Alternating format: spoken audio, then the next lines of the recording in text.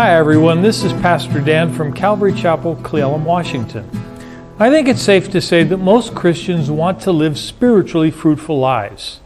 I'm talking about a life that exhibits what Galatians 5 refers to as the fruit of the Spirit. It's a life that results from what Paul calls walking in the Spirit in that same chapter as opposed to walking in the flesh.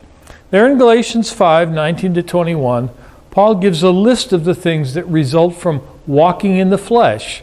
As he says, the acts of the flesh are obvious: sexual immorality, impurity and debauchery, idolatry and witchcraft, hatred, discord, jealousy, fits of rage, selfish ambition, dissensions, factions, and envy, drunkenness, orgies, and the like. But then following that, he gives us a list of what he calls the fruit of the Spirit in Galatians 5, 22 and 23. He says, but the fruit of the Spirit is love, joy, peace, forbearance, kindness, goodness, faithfulness, gentleness, and self-control. Against such things, he says, there is no law. And again, I think that any committed Christian would want their life to be characterized by the fruit of the Spirit rather than the acts of the flesh. Is that what you and I want? Do we want to walk in the Spirit so we will bear the fruit of the Spirit? And if so, how do we do this? Well, I think we do it by paying close attention to what Jesus taught his disciples on the night before he went to the cross. On that night, at what we call the Last Supper, Jesus gave his disciples several teachings that I believe he considered the most important teachings that he could give them before he went to the cross the next day. So if Jesus considered these things of vital importance, then it would probably be a good idea for us to pay close attention to. He says in John chapter 15, 1 to 5, he says, I am the true vine and my Father is the gardener. He cuts off every branch in me that bears no fruit, while every branch that does bear fruit he prunes so that it will be even more fruitful. You, he says, are already clean because of the word I have spoken to you. Remain in me as I also remain in you. No branch can bear fruit by itself. It must remain in the vine. Neither can you bear fruit unless you remain in me. I am the vine, you are the branches. If you remain in me and I in you, you will bear much fruit. Apart from me, you can do nothing. We don't have the time to really unpack this completely, but I do think the main gist of the passage is pretty straightforward. I think Jesus is giving us the key to what it means to walk in the Spirit and thereby bear the fruit of the Spirit. Jesus says we are to remain in him. And as we remain in him, he remains in us. As we remain in him and he in us, then we will bear this fruit of the Spirit. If we don't remain in him, he says we will not be able to bear this fruit. He likens himself to a vine, and he seems to indicate that we are the branches. And the Father is the gardener who engages in the pruning process so the branches can be more fruitful. The branches that are fruitless, he cuts off and he throws away. But the branches that bear some fruit, he trims them back so that they will eventually bear more fruit in the coming season.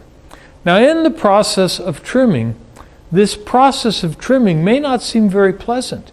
If you're a gardener of sorts, you understand that certain plants need to have the dead wood trimmed away periodically to make room for the living branches to thrive more. And so with some plants, you have to trim them back to almost nothing at the end of the growing season so that when the new season comes, the plant will start growing new branches and blossoms, and it becomes more beautiful than it ever was before. Our lives are sometimes like this. We resemble the branches that are bearing some fruit, but maybe not very much. The Father trims us back, removing the parts of us that are not fruitful, so that his life-giving Spirit can flow into the fruitful parts and make them more fruitful. The trimming may not feel so good, but it is necessary. As long as we stay connected to the vine, even when we're trimmed to what may seem like not much of anything, the life-giving nourishment of Jesus will cause us to grow again, and the result, if we're patient, will be the fruit of the Spirit, the love, joy, peace, forbearance, kindness, goodness, faithfulness, gentleness, and self-control. The key is abiding in Jesus, staying very close to Jesus, and allowing His Spirit to fill us with life-giving power so we can bear the fruit that He desires of us. Okay, it's time for self-evaluation. Is your life filled with the fruit of the Spirit? Do you want it to be? If you do you know now what is needed more than anything? And I'm not talking about self-effort here. I'm not talking about buckling down and giving it everything you've got. If you're going to buckle anything, then buckle yourself to Jesus. Stay as close to Him as you can. Ask Him daily to show you what He wants you to do. And then trust in His strength to be able to do it. This is how we walk in the Spirit, and this is how we begin to bear not just some fruit, but as Jesus said, much fruit. Well, I hope this has been helpful in getting our perspective and our attitude where it ought to be. And if it has, would you do me a favor and give it a like, a comment, and share it on your own Facebook page? And if you're watching on the Calvary Chapel Cle Elum YouTube channel, would you subscribe to the channel so that you can receive notifications of future words of encouragement and other videos that we publish? If you're in the Cle Elum area and you don't have a home church, would you consider joining us on Sunday morning at 10 a.m. at 417 East Railroad Street in Cle Elum, Washington? Again, this is Pastor Dan from Calvary Chapel, Cle Elum. My prayer for us today is that God would bless us, that He would give us courage, and that He would help us all to hope in Him as well as be a source of hope for others.